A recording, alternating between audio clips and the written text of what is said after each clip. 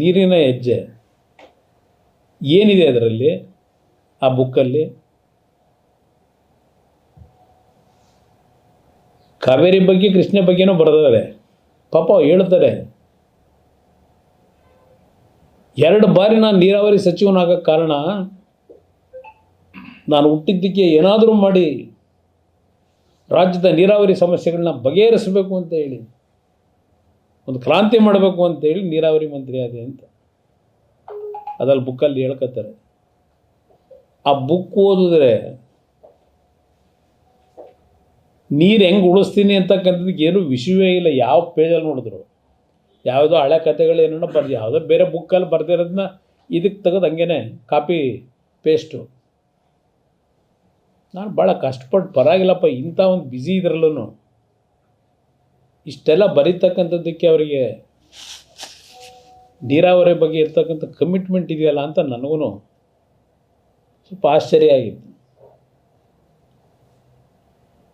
ಮೇಕೆದಾಟು ಜನತೆ ಮುಂದೆ ಹೇಳಿದ್ರು ಇವರು, ನಮ್ಮ ನೀರು ನಮ್ಮ ಹಕ್ಕು. ಇಲ್ಲಿ ಪ್ರಶ್ನೆ, ಸುಪ್ರೀಂ ಕೋರ್ಟಲ್ಲಿ ಹೌದು ಮೊನ್ನೆ ತೀರ್ಪು ಕೊಟ್ಟಿರೋದು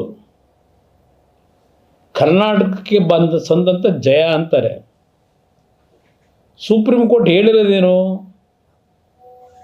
ಮೇಕೆದಾಟು ವಿಷಯದಲ್ಲಿ ನೀವೇನು ಬಂದಿದ್ದೀರಿ, ನಾವು ಟೆಕ್ನಿಕಲಿ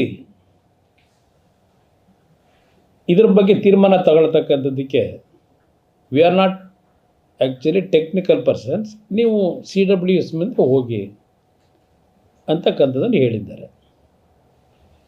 ಅಲ್ಲಿ ಹೋಗಿ ಈಗ ಇವರು ಸರ್ಕಾರದಿಂದ ಇವರು ಅಧಿಕಾರಿಗಳು ಇವರು ಅಹವಾಲು ಕೊಡಬೇಕಾದ್ರೆ ಇವರು ತಮಿಳ್ನಾಡರು ಸುಮ್ಮನೆ ಕೂತಿರ್ತಾರೆ, ಅವರು ಕೊಡ್ತಾರೆ.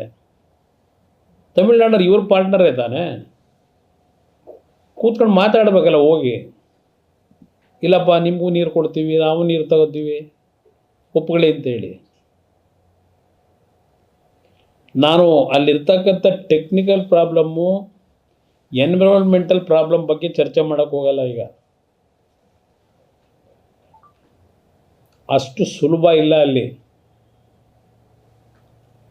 12,000 ಎಕರೆ ಅರಣ್ಯ ಪ್ರದೇಶ, ಅದು ಎಷ್ಟು ಸಾವಿರ ಲಕ್ಷ ಪ್ರಾಣಿಗಳಿದಾವೋ ಗೊತ್ತಿಲ್ಲ. ಕೇಂದ್ರ ಸರ್ಕಾರದ ಅಡಿಯಲ್ಲಿ ಇರ್ತಕ್ಕಂಥ ಈ ಪ್ರಾಧಿಕಾರಗಳು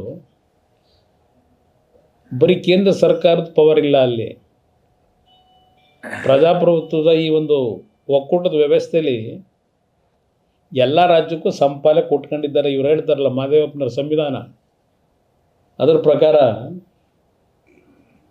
ಎಲ್ಲ ರಾಜ್ಯಕ್ಕೂ ಈಕ್ವಲ್ ರೈಟ್ಸ್ ಕೊಟ್ಟುಬಿಟ್ಟವ್ರೆ. ಅವರು ವಾದ ಮಾಡ್ತಾರಲ್ಲಿ. ನಾವಿಲ್ಲಿ ಹೇಳಿದ ತಕ್ಷಣ ಕೇಂದ್ರ ಸರ್ಕಾರದ ಮುಂದೆ ಬಂದು ಇಷ್ಟು ಸಣ್ಣ ಕನಿಷ್ಠ ಇದು ಇಲ್ವಾ ಇವರಿಗೆ ಜ್ಞಾನ? ಎಷ್ಟು ವರ್ಷದಿಂದ ನಡೀತಾ ಇದೆ ಇದು ನೀರಿನ ಹಂಚಿಕೆ ವಿಷಯದಲ್ಲಿ? ಕಾಂಗ್ರೆಸ್ ಸರ್ಕಾರಗಳಿದ್ದಾಗ ಏನೇನು ಮಾಡಿದ್ರು?